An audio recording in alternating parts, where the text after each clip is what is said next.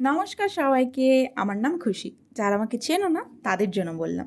কী জন্য রেডি হয়েছি সেটা পরে বলছি। আগেই ঘরের অবস্থাটা দেখো। কার কার সাথে ঠিক এরকম অবস্থা হয় আমাকে একটু প্লিজ জানিও, তাহলে আমার মনটা একটু ভালো লাগবে। আমি একটু মনে একটু সাহস পাবো যে আমি একা এরকম নই, আরও অনেকে আছে। তো যাই হোক, আজকে গেছিলাম একজনের মেহেন্দিতে।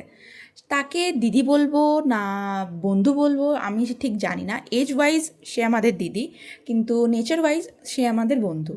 তো যাই হোক, বাকিটা তোমরা ক্যালকুলেট করে নাও। তো এখানে দেখো আমাদের হ্যাপি ব্রাইড, ঠিক আছে? নিজেই সে কত আনন্দ বিয়ে করে, নিজেই নিজের বিয়েতে নাচছে। ঠিক এরকমই একটা বিয়ে হওয়া উচিত প্রত্যেকটা মেয়ের জীবনে, তাই না বলো? নিজের আনন্দে একদম হই হুল্লোড় করে বিয়ে করবো, মানে মজাটাই আলাদা।